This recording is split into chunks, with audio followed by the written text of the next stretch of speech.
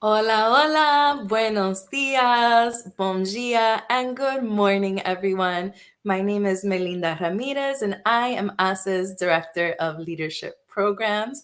My pronouns are she, her, and ella. I'm Latina with dark curly hair, at least today.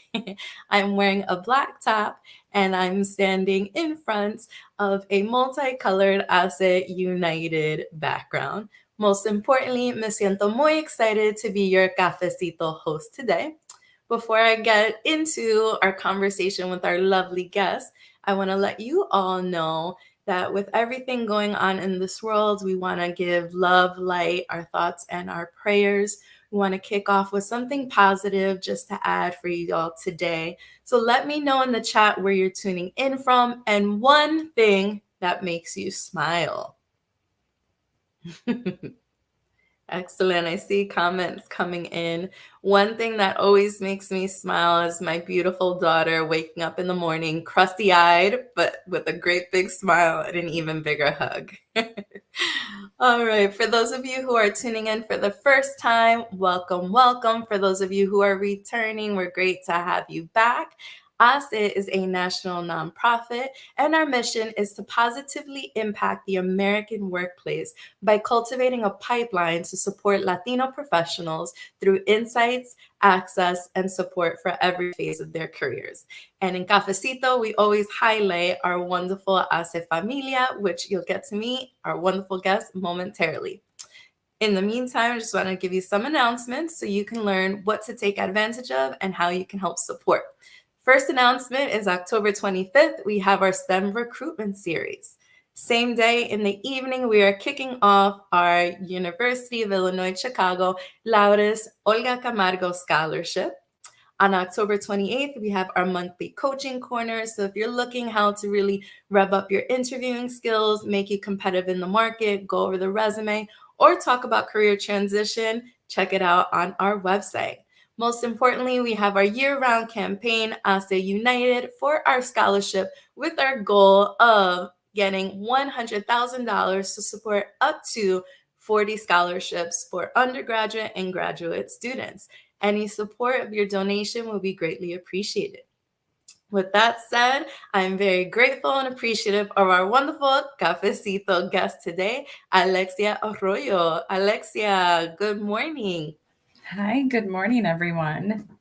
Buenos dias, Alexia. We love to always ask our guest today, what is your cafecito or morning beverage of choice?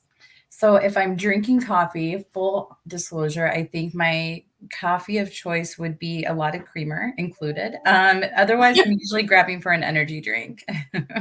Got you. A little bit of something mixing it up in the morning or getting that energy boost. Yeah. And tell our audience as well where you're tuning in from today. Yeah, so I'm based out of, well, really Bellevue, Nebraska, a small little suburb right outside of Omaha. So, yeah, Midwest. Yes, and I learned, as you said, it was like 100 and something heat index, and now it's in the 50s, right? That is Midwest weather for you, Nebraska weather for you. We are all over the place, but we're starting to get some fall weather now, so I'm okay.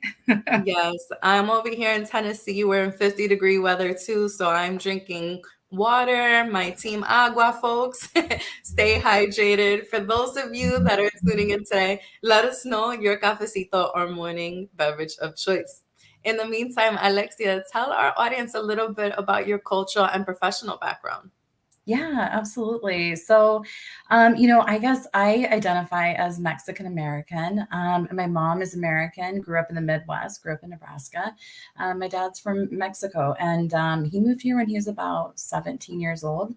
It's funny when I, say that out loud. Sometimes I feel like in some ways I'm almost a walking contradiction. In some ways, I have my family's on my dad's side, dark curly hair. I have their brown eyes. I have their skin complexion. But I didn't grow up speaking Spanish fluently. So that definitely, was a difference for me. I guess in some ways I probably didn't even grow up with some customs that maybe like my cousins had or that sort of thing. But, my Mexican heritage was so woven into so many parts of my life. And, I think the older I get, the more I realize that in some ways as Yeah. well, Um, but yeah, it's interesting. I grew up with, my grandmother who always made sure all of us were full with rice and beans, or we had novellas in the background, constantly that everybody watched, my uncles included. And so definitely woven into the fabric of who I am. But yeah. Thank you for sharing that out. And I think that's so important, whether we speak the language or not. How you had mentioned, we all come from different backgrounds, right? Embracing who we are, learning how to leverage our Latinidad is so important because we're not a monolithic group, right? We're so diverse. And even within our own nuclear or external family members, we have different traditions and customs. So I love how you're saying as you're getting older, you're learning. Mm, Same thing for me too. I'm learning my Taino heritage, my Spaniard, my African heritage, and it's just more and more that I'm getting educated as I grow older. I love that. Alexia, I would love to learn a little bit what you do now and what has been your biggest influence in your professional career. Yeah, that's such a good question. So first, what I do now, I am senior manager of global learning design. I work for Hyatt Hotels. I've been with Hyatt for almost 11 years. Next month, it'll be 11 years. Which Congrats. also adds to me feeling old saying that number. But, I'm very proud of that. Hyatt is a wonderful company to get to work for. And in terms of, I think, my biggest influence on my career, I would probably say, my community has been really Mhm. big. And when I think of my community, I think of, the people around me, whether that's, my family or my upbringing, the people who have mentored me professionally, there's so many different elements to that. But I would say that's probably my biggest influence. I love that. I know Patricia Mota, our president and CEO, is always saying dreams flourish when you cultivate community. And I think that's so important. And I love how you mentioned not only your personal, professional community, but mentorship. And we always talk about mentorship and sponsorship and allies. And it's so important to have like minded people and then not like minded to give you that diverse perspective. So that brings me to the next question, Alexia. How does Hyatt promote diversity in leadership? Mm. Honestly, I think there's so many things that I am incredibly proud to say that I work for Hyatt. Like, there's just so much that we're involved in it as a company. The fact that they take such a lead on how to have a diverse workplace, I Mhm. think, and their commitment to that is probably one of the things I'm most proud of. That I just like, I walk away sometimes from like meetings or watching videos, and I'm beaming from ear to ear. I think that has really taken just the strategic approach of, how do we purposefully make sure that we create space for people who are in the category of a minority. So whether that's our work with our pride organizations or our women, Latinos at Hyatt, which I'm so thankful to be a part of. Hyatt Black is another, DBRG that we have. So I think that's part of that. I think the other piece that they do is make sure that they're training people to Mhm. to work inclusively. And what does that mean? How does that mean if we're hiring people? What does that mean if we're managing people that come from a diverse background? And yeah, I think those are some of the big things that I would say Hyatt's doing to make sure that we're a diverse group. I love to hear that, especially since you said you're going to your 11th year now. You probably see so much change. And I Mm, love with the change, you had talked about the strategic part of it, right? The intentionality behind it. It's not just throwing up logos, it's not just starting ERGs, it's starting with the beginning. How mhm, are we doing with talent recruitment? How are we promoting? What ERGs, BRGs are out there? So I love the intentionality and helping really drive change. And I know that Hyatt has change starts here. mm. So tell our audience a little bit, Alexia, about what does change starts here mean? What is it about? And what does it mean to you? Yeah. Change starts here, I think, is again just that amazing intention of, really truly figuring out what can we do at our own level of creating change and creating space for people. And I think that's really what a lot of it is making sure that people feel seen, that people are heard. And, if there's, a place at the table for all of us, how do we make sure that we're pulling everybody in and having that diverse representation? For me personally, I think back to a story because I was thinking about this question. And, a couple of years ago, I was working out of town in Savannah, Georgia, actually. Talk about heat, by the way. It was beautiful. It was so humid, though. And my curly hair, Yes. I was struggling some days. Not curly hair friendly. The curly hair girl. My curly hair folks definitely understands. Oh, goodness. But yeah, so I had the opportunity to go out and work with an amazing group of dedicated people. I got to work with one of our leaders, Jessica White. And, at the end of this whole thing, we put on this big event for a large group of people that were flying in from all different parts of the country and even world in some cases. And just an immense amount of work. And at the end of that, Jessica had all of us who probably, I guess, helped put on the event, do just a little bit of like a debrief, like what worked, what did we like, what was maybe our low point. And then she actually went around and for each of us that were there, maybe 10 to 15 people, made an observation about different things. And maybe it was something that stood out, that she loved. Maybe it was something that she noticed. But either way, it was just a really productive, really neat moment to be a part of. When it got to my turn, she had mentioned, some of the work that we've gotten to do over the years prior to this event. And she said, one thing I would say, Alexia, don't let your light dim for anyone. Like shine your light bright. Snaps. And that hit me so hard in that moment because, and it's something I even reflected on after that, because I do think that for me, being a Latina woman, I was the first in many ways to go to college. I was the first in, to have a career, and not, raise my family, which is also another career in another way. But that is definitely work. Right. It's so much work. But I think for me, leaning into this idea that I don't have to quiet myself was something that wasn't really, I guess, ingrained in me growing up. And so sometimes I think about that. And even since that meeting, I've sometimes I'll hear her voice and I'll be like, okay, don't let your light, don't dim your light for anyone, shine bright and lean into that. So again, I think that's just like a really neat moment where I was seen and I was heard and my leadership saw that. And it really does just start on that kind of level of making me feel included, making me feel like a part of the team and making me feel important, really. Right. So, yeah. Oh, that's beautiful. We all need more Jessicas in our life. Jessica, thanks for shining a light amongst everyone. And we need that positive voice. And I love how you talked about, Alexia, how change starts here and how you said it starts with self. And I said, we're always talking about transformational leadership from micro to macro, right?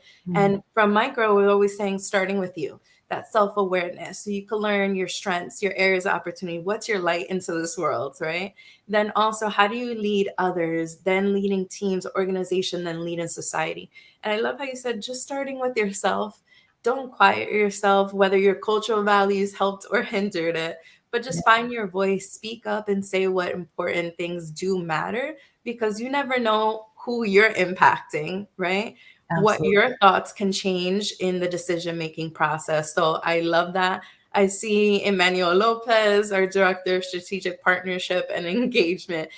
He's saying, shine bright like a diamond. If I could sing like Rihanna, I would, but I'm going to spare you all that right now. Alexia, we're going to go into audience questions or comments momentarily. So audience, if you want to pick Alexia's brain about anything about culturally, professionally, let her know. So put in those questions in the chat. But Alexia, I wanted to expand a little bit more how you talked about being first generational, because I am first generation Latina, Puerto Rican, Dominican. I also graduated, and first generational professional. And I struggle to almost kind of double dutch. Where do I fit in? Do I go this side, this way? And then really as I grew older, it's leverage who you are, your authentic you, and bring that to the table. I see one of our questions from Lisandra Jimenez, who is our program manager, talks a little bit more about how has your identity as a Latina positively impacted your career journey at Hyatt? And how have you been able to leverage it? Thank you, Lisandra. Oh, I love this question. I think for me, my identity as a Latina is so wide. It's such a broad Mhm. spectrum of different things that make me who I am. It's like I talked a little bit about, growing up with, my grandparents, my mom, my dad, my aunts, my uncles, everybody who I think my community who has impacted the person that I am today. In terms of like the Latina portion of that or piece of that world, it almost is just everything that I am in so many ways. I think that, growing up, I saw people, especially the women in my life, help, Mhm. and be someone who is like someone to lean on and someone who just likes to jump in. And I think that's probably why, in the beginning of my career, I started out in health and human services. I wanted to be a social worker. And early on in my career, as, working towards that social worker position, I was given the opportunity to lead some training, and I just fell in love with training. And so now I help people, I guess, in a different way, I suppose. But I think that helping people's always been something that I've seen people in my life do. So whether that's helping their families, their communities, their churches, PTAs, it's just something that has always been very impactful to me. In terms of my career, I think it has really kind of been a backbone of what I do. I think, jumping in and being able to help fix things or help clarify things or help teach people is a big part of that for me. Yeah, same as I can resonate. I started off as an educator because I saw so many people wanting to give back and help. And my love for education and business got me into training and development and now leadership development. So I love how you say, like, hey, I saw this, I witnessed this nurturing, this caring. And, throughout that guided who you were and the moves that you made. And you also had a career pivot, right? And I Right. think there's so much power in the pivot, especially with so much uncertainty in today's job market.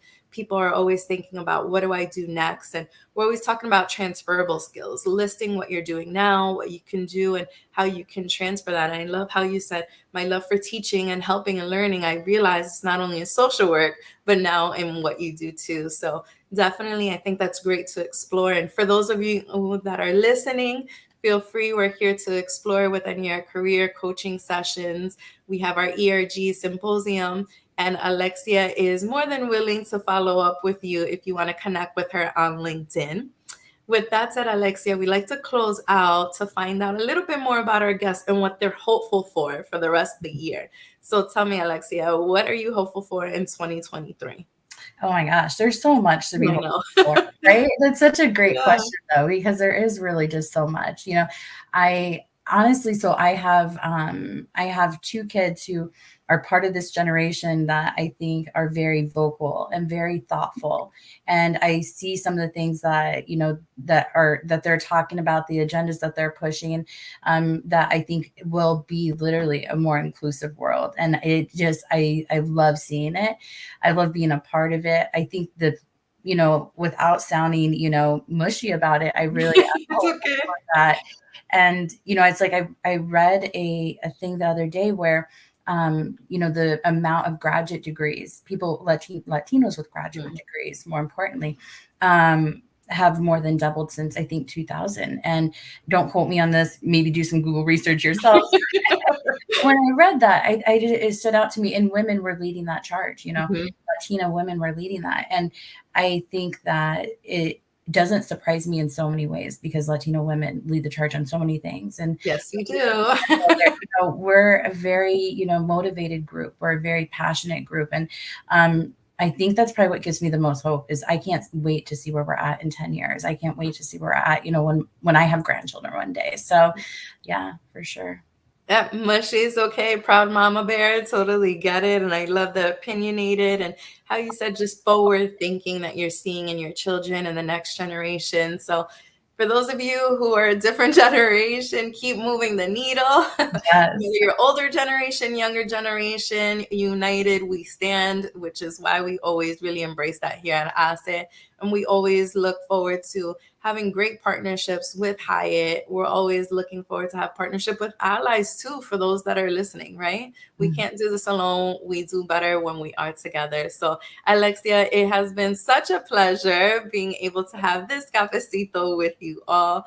For those of you who are tuning in, thank you for your time and for engaging. Let the conversation continue. Connect with Alexia on LinkedIn. You can find that direct link in the chat, as well as engage with me. And we want to hear your thoughts, questions, and answers. So stay tuned for future cafecitos and share that insight.